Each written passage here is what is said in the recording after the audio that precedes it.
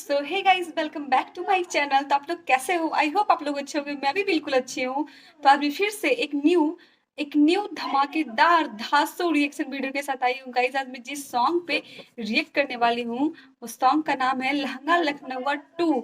ये song 1 year पहले निकला था। मैं थोड़ा सा लेट रिएक्शन कर रही हूँ गाइस। ये सॉन्ग बहुत ही धमाकेदार है। आप मेरी वीडियो को एंड तक देखिएगा। अगर जो आप मेरे चैनल पे नए हो तो मैं छोटी सी आपसे रिक्वेस्ट करती हूँ कि मेरे चैनल को सब्सक्राइब कर दीजिएगा, वीडियो को लाइक कर दीजिएगा, बेल आइकन को प्रेस कर दीजिएगा ताकि मेरी सारी नई नई वीडियो की नोटिफिकेशन सबसे पहले आप तक पहुंच पाए और आप उसे देख पाओ। तो हम लोग बिना लेट किए हुए स्टार्ट करते हैं वीडियो को, मस्ती करते हैं, देखते हैं ये सॉन्ग कैसा है, फिर हम लोग बात करते हैं।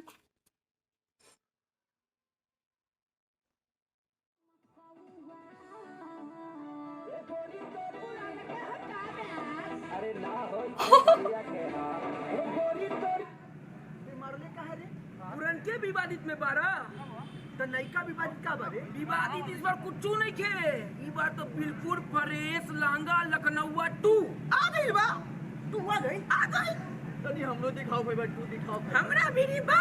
दिखाओ देखो सॉन्ग में अंतरा सिंह प्रियंका, ये सॉन्ग बहुत ही कमाल का है गाइस। देखिएगा वीडियो को आप।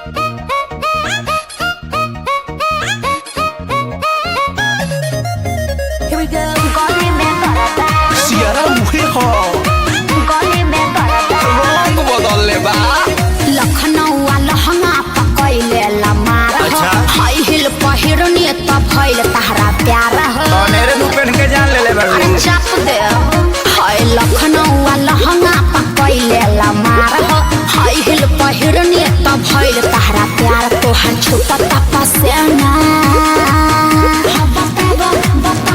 बताबो बाबू क्या करा हो डरे कमरिया लप लप करे करे जावा धके करे कमरिया लप लप करे करे जावा धके करे।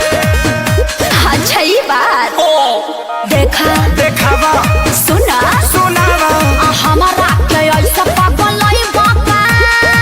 अरे मर्दे फिर से विवाद कराइबा का? अभी बात हम नहीं बोलेंगे, तुम ही लोग बोलो।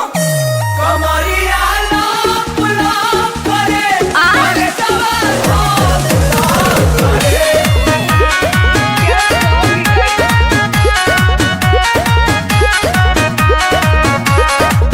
हम पानी हई लखनऊ के यार एही में भोला जाएबा। पटना के बा पानी चढ़ल देखिए के जोड़ा जाएबा। भले भुलाए पड़े अच्छा चाहे जुड़ाए पड़े तोहरे फेरा में मुनी कहे ना बुढ़ाए पड़े।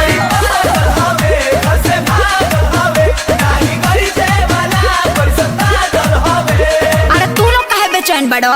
अरे जलवा है हमारा। ना खाए के मिले छेना गाड़ी चालू करके चल जा तू घर। दिखा के सिखा रही हो कमर हला पला करे करे जवा करे कमरिया हला पला करे करे जवा करे।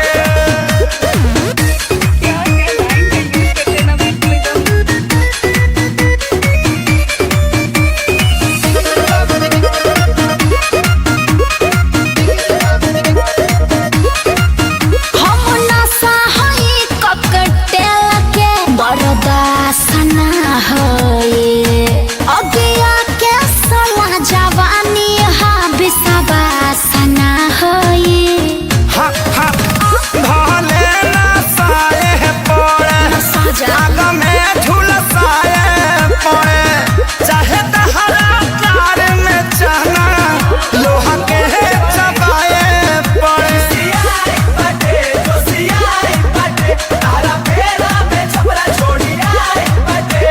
साचो साचो ना तो झूठ हो, फ्रूटी पी के लीवर में फीवर हो गई। काहे हाँ पता रबेना भइलो अखिलेश खेसारी मरे मरे। हाँ तो विवेक जी से रजनीगंधा मंगा के फाँक लीजिए। कमरिया ना पला करे सुघर हो जा।